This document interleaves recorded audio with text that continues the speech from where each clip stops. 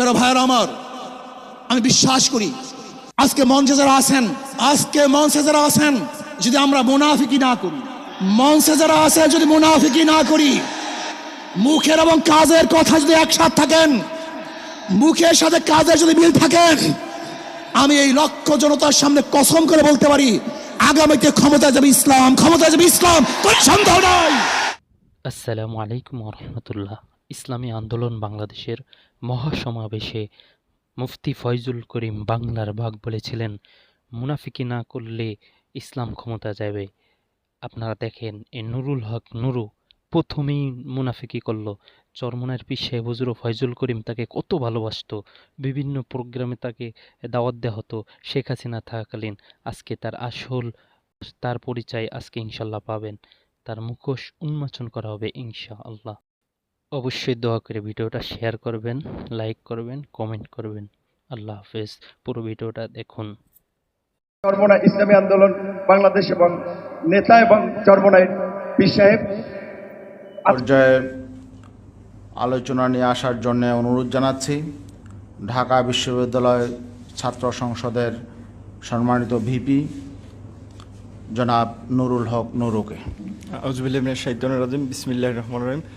উপস্থিত দেশের গণ্যমান্য আলেম ওলামা এবং ইসলামী রাজনৈতিক নেতৃবৃন্দ সহ যারা উপস্থিত আছেন, প্রত্যেক একটা হাদিসের উক্তি দিয়ে যে জালিম শাসকদের মুখের সামনে দাঁড়িয়ে হক কথা বলাই বড় জেহাদ, তো পীর সাহেব এটা ধারণ করেছেন।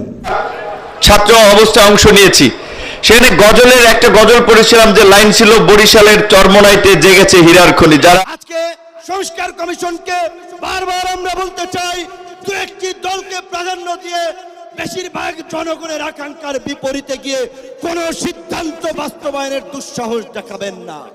জামাত ইসলাম কিংবা ইসলামিক দলগুলো বাংলাদেশের প্রেক্ষাপটে আগামী ২০ বছরেও তারা কখনো সরকার গঠন করবে বলে আমার মনে হয় না। ২০-২৫ বছরেও বাংলাদেশে ইসলামপন্থী কোনো রাজনৈতিক দল ক্ষমতায় আসতে পারবে না, ক্ষমতায় আসলেও টিকে থাকতে পারবে না বলে মন্তব্য করেছেন ডাকসুর সাবেক ভিপি, গণ অধিকার পরিষদের সভাপতি জনাব নুরুল হক নূর সাহেব। নুরুল হক নূর সাহেবের এই বক্তব্যকে বাংলাদেশের কোটি কোটি জনতা প্রত্যাখ্যান করেছে এবং তার এই বক্তব্যকে ঘৃণাভরে তারা প্রত্যাখ্যান করেছে। কারণ বাংলাদেশের কোনো রাজনৈতিক দলই কোনো অবস্থাতেই বলার অধিকার রাখে না যে আগামী এত বছরেও ১০০ বছরেও অমুক দল কোনো দিন ক্ষমতায় আসতে পারবে না। এটা গণতন্ত্রের কোনো ভাষা হতে পারে না। প্রথম বক্তব্য হচ্ছে কে আসবে কে আসবে না সেটার জন্য ব্যালট পেপার হচ্ছে আমাদের সামনে থাকা দরকার, যেটা গত ১৬ বছর পর্যন্ত ছিল না।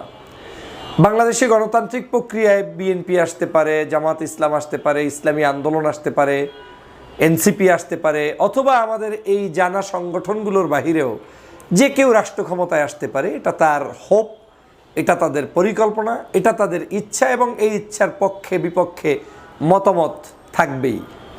কিন্তু ভিপি নুরুল হক নূর সাহেবের বক্তব্যের স্পিরিট দেখে মনে হয়েছে সে সামহাও কারো কাছ থেকে ম্যানেজ হয়েছে, কিংবা সামহাও কোনো একটি ন্যারেটিভ তৈরি করার জন্যই এই বক্তব্যকে জাতির সামনে নতুন করে প্রতিষ্ঠিত করা হচ্ছে।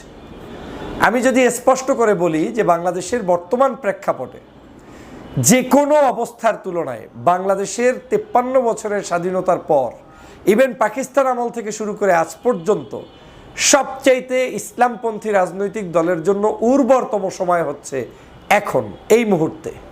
বিশেষ করে ৫ই আগস্টের পর থেকে বাংলাদেশের মানুষ যখন দিশেহারা, যারা নতুন কিছু খুঁজে চান, যারা সৎ রাজনীতি চান, যারা মানুষের অধিকার প্রতিষ্ঠিত করতে চান, যারা সন্ত্রাস, নৈরাজ্য, অন্যায়, অবিচার মুক্ত একটি দেশ দেখতে চান, তারা কিন্তু এখন নতুন করে ইসলামপন্থী রাজনৈতিক দলগুলোর দিকে ঝুঁকে পড়েছে।